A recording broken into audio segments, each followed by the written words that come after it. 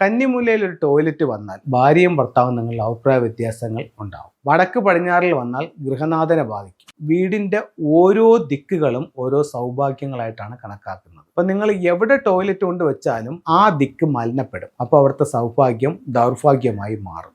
ഓരോ ദിക്കിലും വരുന്ന ടോയ്ലറ്റിന് അതിൻ്റേതായിട്ടുള്ള ചില പരിഹാരങ്ങൾ ഫെങ്ഷുയിൽ നിർദ്ദേശിക്കുന്നുണ്ട്. പലരും ചോദിക്കുന്നൊരു ചോദ്യമാണ്, സാറേ ടോയ്ലറ്റ് ഏത് ഭാഗത്ത് വയ്ക്കാന്നുള്ളത്. അങ്ങനെ ചോദിച്ചാൽ വീട്ടിനുള്ളിൽ ടോയ്ലറ്റ് പാടില്ല എന്നുള്ളതാണ് യഥാർത്ഥ സത്യം.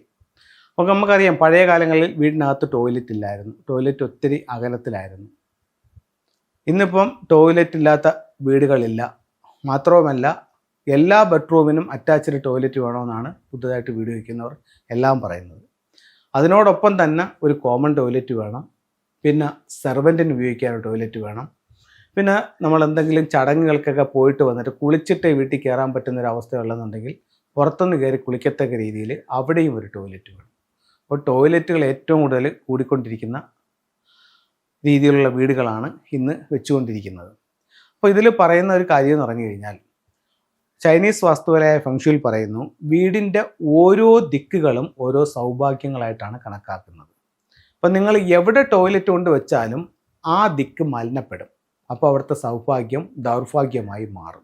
അപ്പോൾ എവിടെയാണോ നിങ്ങൾ ടോയ്ലറ്റ് വെക്കുന്നത് ആ ദിക്കിനെ ബേസ് ചെയ്തിട്ടിരിക്കും എത്ര കണ്ട് അത് രൂക്ഷമാണ് അല്ലെങ്കിൽ ദോഷമാണ് എന്നുള്ളത്. അപ്പോൾ അതിൽ തീരെ പാടില്ലാത്ത ചില സ്ഥലങ്ങൾ ഞാൻ പറയാം. അവിടെ വന്നാൽ ഉണ്ടാകുന്ന പ്രശ്നങ്ങളും പറയാം. എന്നിട്ട് നിങ്ങൾക്ക് തീരുമാനിക്കാം ഇതെവിടെ ചെയ്യണമെന്നുള്ളത്. ഒന്ന്, സൗത്ത് വെസ്റ്റ് എന്ന് പറയുന്ന കന്നിമൂല. കന്നിമൂലയിൽ ഒരു ടോയ്ലറ്റ് വന്നാൽ അത് നിങ്ങൾ തെറ്റിദ്ധരിക്കേണ്ട, കറക്റ്റ് കന്നിമൂല തന്നെ വേണമെന്നില്ല. കന്നിമൂല എന്ന് പറയുന്ന ആ മൊത്ത വീടിൻ്റെ 8-1 ഭാഗത്ത് എവിടെ വന്നാലും, അതായത് 9 കളങ്ങളാക്കി തിരിക്കുമ്പോൾ ഒരു ഭാഗം സെൻറ്റർ ആണല്ലോ, ബാക്കി 8 സ്ഥലത്ത് എവിടെ വന്നാലും അത് കന്നിയാണ്. അവിടെ വന്നാൽ ഭാര്യയും ഭർത്താവും തമ്മിലുള്ള അഭിപ്രായ വ്യത്യാസങ്ങൾ ഉണ്ടാവും. അത് പടിഞ്ഞാറിൽ വന്നാൽ മക്കളുടെ കലയെ ബാധിക്കും. വടക്ക് പടിഞ്ഞാറിൽ വന്നാൽ ഗൃഹനാഥനെ ബാധിക്കും. വടക്ക് കിഴക്കിൽ വന്നാൽ വിദ്യാഭ്യാസത്തെയും മൊത്ത വീടിൻ്റെ അഭിവൃദ്ധിയെയും ബാധിക്കും. തെക്ക് കിഴക്ക് വന്നാൽ കടബാധ്യതയിലേക്ക് പോകും. പിന്നെ ഇതെവിടെ ചെയ്യാം? അപ്പോൾ ഒരു കാര്യം ഉറപ്പാണ്, 4 മൂലകളിലും എന്തായാലും പരമാവധി ഇതിനെ ഒഴിവാക്കുന്നതാണ് നല്ലത്. എന്നിട്ട് വലിയ ദോഷമില്ലാത്ത രീതിയിൽ ഇതിനൊരു സ്ഥാനം കണ്ടെത്തി ചെയ്യുന്നതാണ് ഏറ്റവും നല്ലത്. അപ്പോൾ എൻ്റെ അടുത്ത് ചോദിക്കുന്നത്, നിങ്ങൾക്ക് ഒരു പ്ലാൻ വരയ്ക്കാനായിട്ട് വന്നാൽ നിങ്ങളിത് എവിടെ ചെയ്യും എന്ന് ചോദിച്ചു കഴിഞ്ഞാൽ, ഞാൻ ഭൂരിഭാഗം ചെയ്യുന്നതും പടിഞ്ഞാറിൽ ചെയ്യാറുണ്ട്. അതിപ്പോൾ പടിഞ്ഞാറാണ് വിട്ട ദർശനം എന്നുണ്ടെങ്കിൽ പടിഞ്ഞാറ് ചെയ്യത്തില്ല, സൂത്രം വിട്ടിട്ട് അതിനൊരു സ്ഥാനം കണ്ടെത്തി കൊടുക്കാറുണ്ട്. അതുപോലെ തെക്ക് സൈഡിലും കൊടുക്കാറുണ്ട്. ഇത് അത്ര കറക്റ്റാണെന്നുള്ളതല്ല ഞാൻ പറയുന്നത്. പരമാവധി ദോഷങ്ങൾ ഒഴിവാക്കിക്കൊണ്ട് നമുക്കങ്ങനെ ചെയ്യാനായിട്ട് പറ്റും. അപ്പം അത്തരം കാര്യങ്ങളെ നമുക്ക് ടോയ്ലറ്റിൽ ചെയ്യാൻ പറ്റും. ഇനി അത്തരത്തിൽ നമ്മൾ ടോയ്ലറ്റ് പണിഞ്ഞാലും ഓരോ ദിക്കിലും വരുന്ന ടോയ്ലറ്റിന് അതിൻ്റേതായിട്ടുള്ള ചില പരിഹാരങ്ങൾ ഫെങ്ഷുയിൽ നിർദ്ദേശിക്കുന്നുണ്ട്.